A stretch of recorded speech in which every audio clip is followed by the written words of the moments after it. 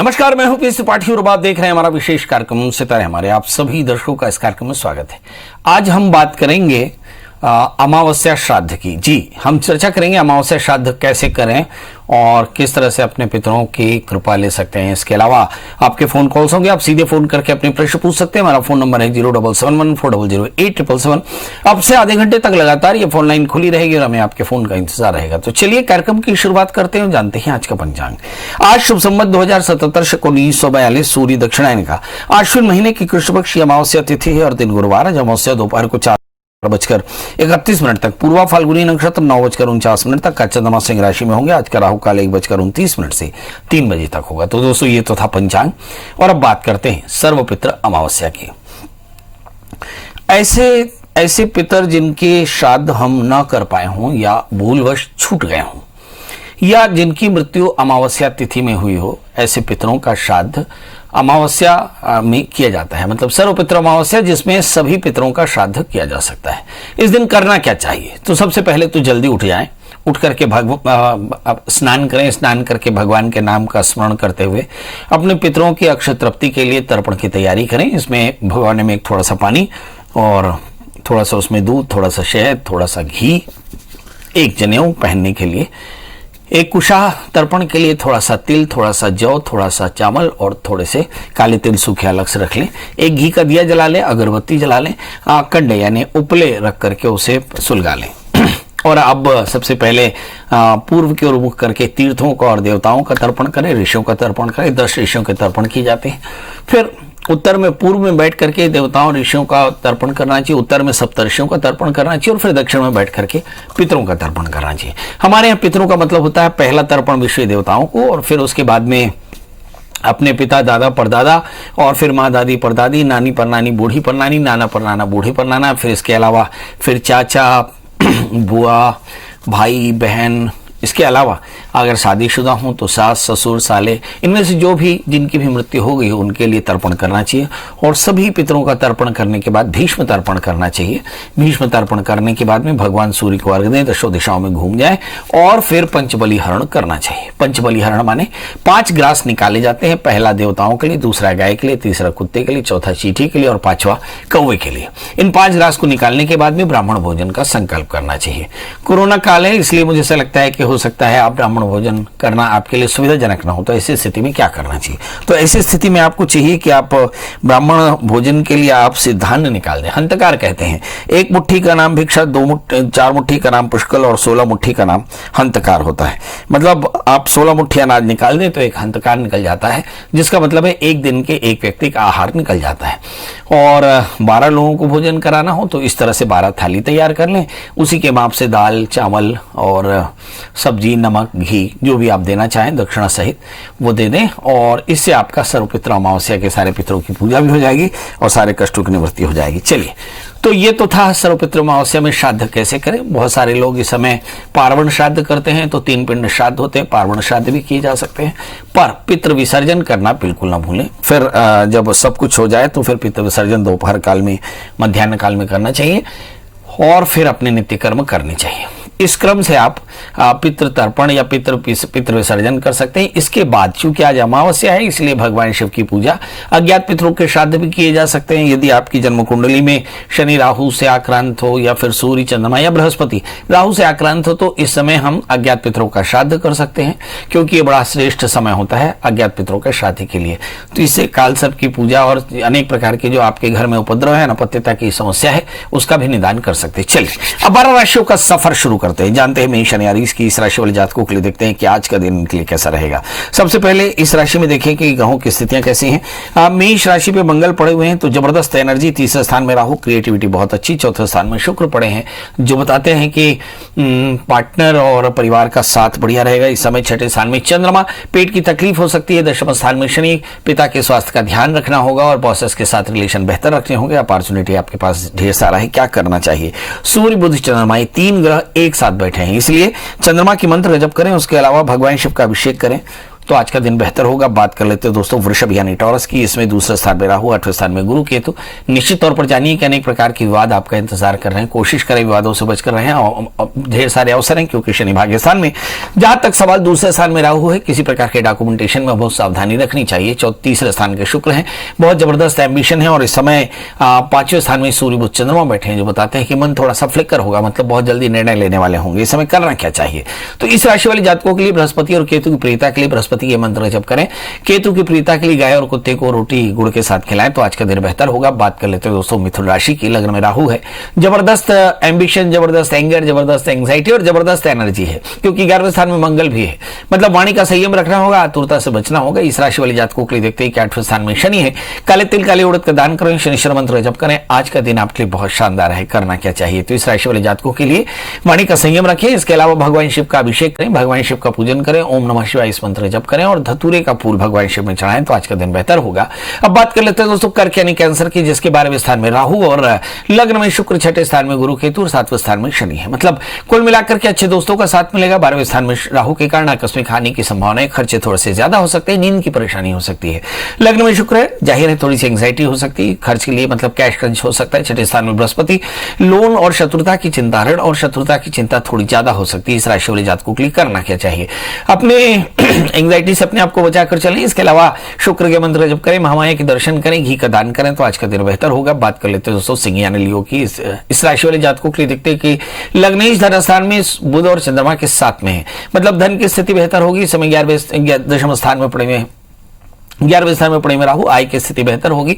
6ठे स्थान में Shani, life partner की सेहत थोड़ी सी खराब हो सकती है। इस समय अगर हम सूर्य और बुध के अलावा हम बृहस्पति को देखें तो बृहस्पति और केतु इस समय बैठे हैं 5वें स्थान में, संतान को लेकर कुछ अच्छे निर्णय किए जा सकते हैं। 6ठे स्थान के शनि, कमर का दर्द हो सकता है। इस राशि वाले जातकों के लिए सलाह क्या है, इस राशि वाले जातकों के लिए सलाह तो सिर्फ एक कि अपनी फैंटेसी से बचकर रहे, दत्तात्रेय कवच का पाठ करें, भगवान दत्तात्रेय की पूजा करें तो आज का दिन बेहतर होगा। बात कर लेते हैं दोस्तों कन्या यानी वर्गो यानी मेरी राशि की। इस राशि में लग्न में बुध पड़े हैं, जबरदस्त सेंसिबिलिटी, 11वें स्थान के स्वामी लग्न में बैठे हैं, आय को लेकर के थोड़ी चिंता हो सकती है।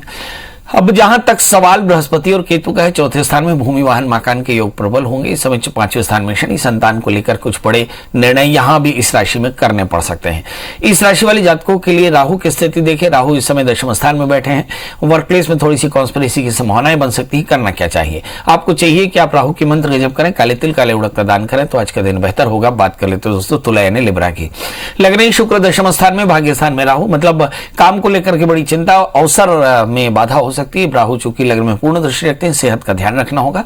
जहां तक सवाल 12वें स्थान में सूर्य बुध चंद्रमा का है तो मन परेशान हो सकता है, बॉसेस की परेशानी, बॉसेस की नाराजगी, आपके लिए पैनिक हो सकती है। पिता का स्वास्थ्य बेहतर नहीं, तनाव थोड़ा सा ज्यादा, खर्च थोड़ा सा ज्यादा हो सकता है, कमाई थोड़ी सी कम हो सकती है।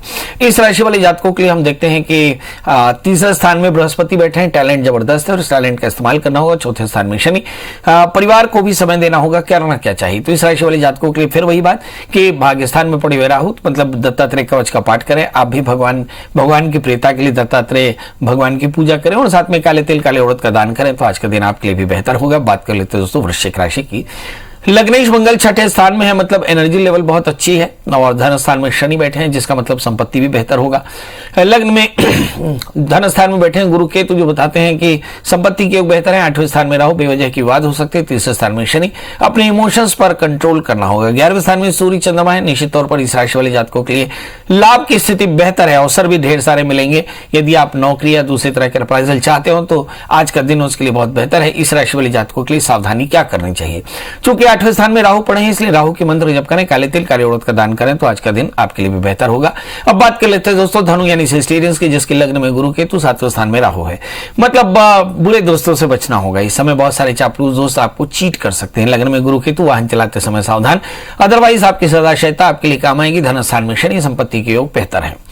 अब इस राशि वाले जातकों के लिए देखें कि जहां तक राहु का सवाल है, राहु चूंकि 7वें स्थान में है तो किसी भी प्रकार के नए एसोसिएशन में थोड़ा सा सावधानी जरूर रखनी होगी। क्या करना चाहिए, आज राहु के मंत्र का जप करें, गाय कुत्ते को एक रोटी गुड़ के साथ खिलाएं तो आज का दिन बेहतर होगा। बात कर लेते हैं दोस्तों मकर यानी कैप्रिकॉर्न्स की। लग्न में शनि, 12वें स्थान में गुरु केतु, 6ठे स्थान में राहु। एक एक करके देखते हैं। चूंकि 12वें स्थान में गुरु केतु है तो खर्च थोड़े से ज्यादा होंगे, नींद की परेशानी। छठे स्थान में राहु, अज्ञात शत्रुओं का भय हुआ, और लग्न में शनि है, स्वभाव में एरोगेंस ज्यादा हो सकता है। इस राशि वाले जातकों के लिए सलाह क्या है?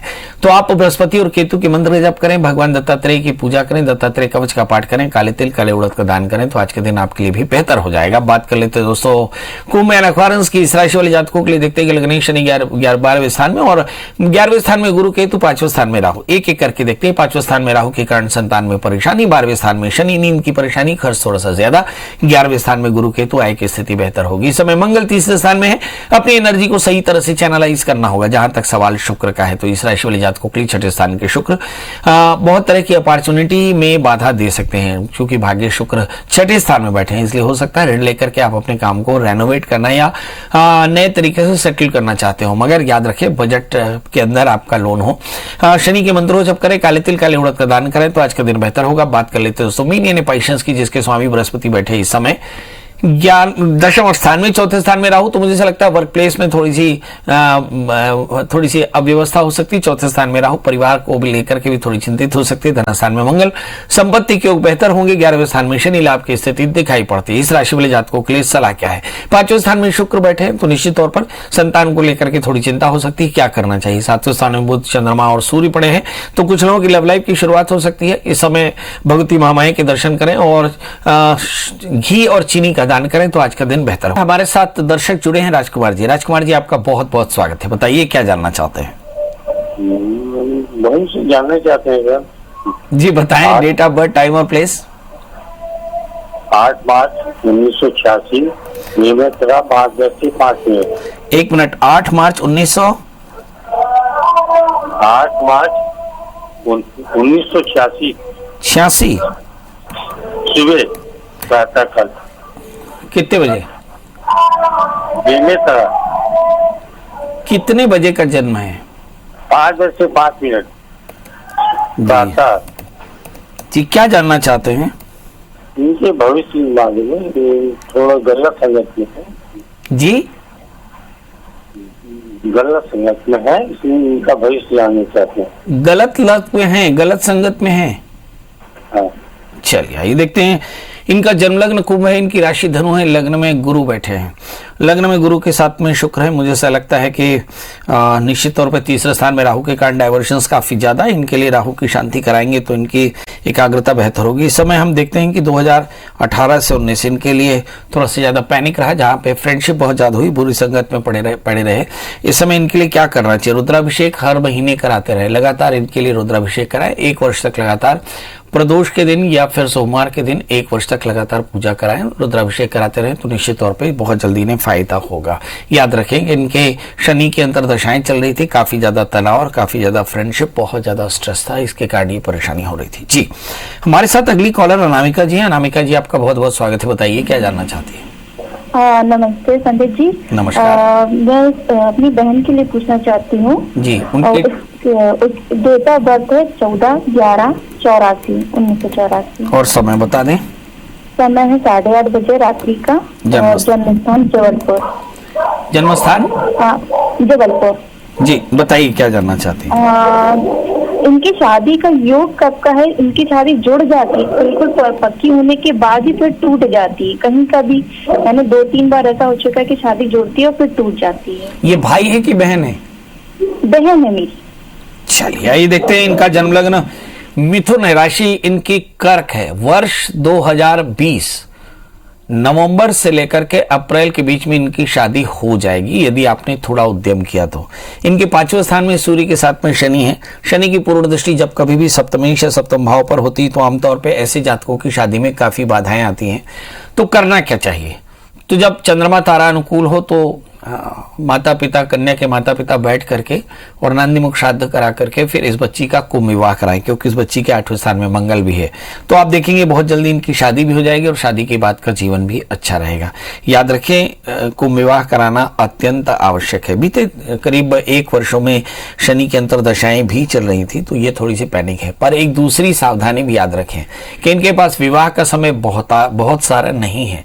यदि ये समय चूकेगा तो मुझे ऐसा लगता है शुक्र की महादशा शुरू होगी, फिर शादी करना बहुत कठिन होगा। इसलिए जो भी उद्यम करना हो जल्दी कर लें, ये बहुत आवश्यक होगा। जी, ममता जी आपका बहुत बहुत स्वागत है। बताइए क्या जानना चाहती हैं? प्रणाम पंडित जी। जी, प्रणाम। मैं इलाइस ममता बात कर रही हूँ जी। मैं अपनी बहन के बारे में जानना चाहती हूँ पंडित जी। वो अपने गृहस्थ जीवन से बहुत परेशान आप हैं। स्पीकर फोन में बात कर रहे हैं क्या? नहीं मैं सर नहीं, आप स्पीकर फोन से ही बात कर रहे हैं, आपकी आवाज इको हो रही है। आप आराम से धीरे धीरे बताइए। Date of birth? Date of birth है 12 अक्टूबर 1982। 12 अक्टूबर 1982। अच्छा, और समय बता दें? सुबह के 6:30 बजे पंडित जी। जन्म स्थान बता दें? थान रश्मि सर, छत्तीसगढ़ रश्मि। जी, क्या जानना चाहते हैं? और दिन मंगलवार है पंडित जी। हैं? दिन मंगलवार। नहीं वो तो ठीक है, क्या जानना चाहती हैं? सर मेरी नाम का गृहस्थ जीवन बहुत परेशानी में गुजर रहे हैं। उनके पति शराब पीते मुझे हैं। आपकी बात नहीं समझ में आ रही। आप फोन से बात करिए, आप अपनी फोन से लगा लीजिए, इको हो रही है आवाज। प्लीज, मैं कुछ भी जवाब नहीं दे पाऊंगा। नॉर्मल फोन से लगा लीजिए। आपका स्पीकर फोन चालू है या नॉर्मल कुछ? फोन से नहीं सर, नॉर्मल फोन से ही बात कर रही हूँ। जी, क्या प्रॉब्लम है इनको? इनको सर इनकी गृहस्थ जीवन बहुत परेशानी में है पंडित जी। और इनके पति शराब पी के आते हैं, मारपीट करते हैं और आर्थिक स्थिति बहुत खराब हो चुकी है। ये लड़की है या लड़का? ये औरत शादीशुदा है पंडित जी। चलिए आइए देखते हैं। इनके पति इनको बहुत परेशान करते हैं।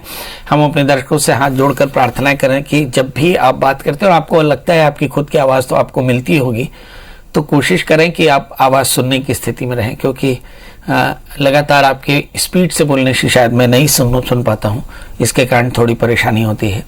इसका जन्म लग्न तुला है और इसकी जो राशि है वो है कर्क। चूंकि लग्न में शनि, और मैंने कहा कि सप्तमेश अगर शनि से आक्रांत होगा तो मैरिटल लाइफ 100% खराब हो सकता है। इनके साथ भी यही है। लग्न में उच्च की शनि है, मगर शनि की पूर्ण दृष्टि पड़ती है। सप्तमेश अपने स्थान से खड़ाष्टक बनाते हैं, इसलिए इनकी शादी में काफी ज्यादा तनाव। जहां तक सवाल पति का है, तो पति के मुझे ऐसा लगता है कि तीसरे स्थान में राहु है, तो उनके जीवन में थोड़ा सा इस तरह का व्यवधान जरूर हो सकता है, बुरी संगत हो सकती है। इस समय जो दशाएं चल रही हैं, सूर्य की महादशा में सूर्य का ही अंतर खत्म हुआ है, अभी चंद्रमा का अंतर चल रहा है और ये स्थिति लगातार रहेगी। अब सवाल यह है कि इन्हें क्या करना चाहिए। ऐसे बहुत सारे हमारे दर्शक हैं जिनके दाम्पत्य जीवन में काफी परेशानी है, खासकर स्त्रियां, तो उनके लिए क्या करना चाहिए? उनके लिए चाहिए कि मंगल का व्रत करें। एक बार नोट करें ध्यान से, मंगल का व्रत करें, मंगल यंत्र की पूजा करें, मंगल स्तोत्र का पाठ करें, नमक तेल मसाले का त्याग करके गुड़ और रोटी का एक बार आहार लें और नियम से 1 वर्ष तक करें। 1 वर्ष में 52 सप्ताह होता है। आमतौर पे स्त्रियों को 6 या 7 बार अशौच होता है, तो इस समय व्रत जरूर करें और यंत्र की पूजा ना करें। ऐसा 52 सप्ताह व्रत करके 53वें सप्ताह में ये व्रत का पारण कर ले, निश्चित तौर पर दाम्पत्य जीवन में सभी प्रकार की परेशानियां दूर हो जाएगी। चलिए, तो इसी के साथ अब आपसे विदा लेने का समय। जाते जाते वही एक बात कि आप अपना ध्यान रखें, अपने अपनों का ध्यान रखें। कोरोना बहुत तेजी से फैल रहा है, अपने आप को सुरक्षित रखें और अपना काम करते रहें। याद रखें, काम नहीं करेंगे तो भी परेशान हो जाएंगे। तो चलिए, कल फिर मिलेंगे किसी नए विषय के साथ। तब तक मुझे दीजिए इजाजत। नमस्कार।